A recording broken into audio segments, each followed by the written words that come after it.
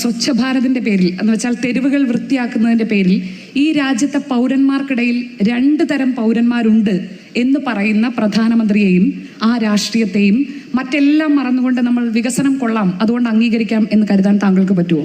തുറന്നു നോക്കുകയാണെങ്കിൽ ഞാൻ ഒരിക്കൽ അദ്ദേഹത്തോട് നേരിട്ട് ചോദിച്ചു, ഇതൊക്കെ ആവശ്യമുണ്ടോ, എന്തിനാണ് നിങ്ങളുടെ പാർട്ടി ഇങ്ങനെയൊക്കെ സംസാരിക്കുക? അദ്ദേഹം പറഞ്ഞു, നിങ്ങളൊരു കാര്യം പറയും, ഞങ്ങളുടെ ഏത് പദ്ധതിയും ഒരു വ്യക്തിയുടെ സമുദായം നോക്കിയിട്ടാണോ ഞങ്ങൾ നടപ്പിലാക്കിയിരിക്കണമെന്ന് ചോദിക്കുമെന്ന് പറഞ്ഞു. അതിന് മറുപടിയില്ല. കാരണം ഇതുവരെ ഞാനൊരു പരാതി കണ്ടിട്ടില്ല. ജനങ്ങൾ ജനറലി എല്ലാം വായിക്കില്ല എന്ന് സമ്മതിക്കും, അതാണ് യാഥാർത്ഥ്യം. പക്ഷെ മാധ്യമ പ്രവർത്തകരെ വായിച്ചത് കൊണ്ടാണ് അങ്ങ് നിങ്ങൾ ഇന്ന് മുതൽ നമ്മളുടെ സംസാരം തുടങ്ങിയ മുതൽ എപ്പോഴും താങ്കൾ മറ്റേവരെ കുറിച്ച് നെഗറ്റീവ് പറയാനാണ് താങ്കൾ ആവശ്യപ്പെട്ടിരിക്കുന്നത്.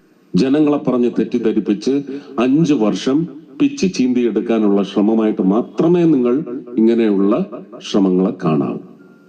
ഇല്ലെങ്കിൽ 5 വർഷത്തേക്ക് തലവര യവന്മാർ മാറ്റിക്കളയും.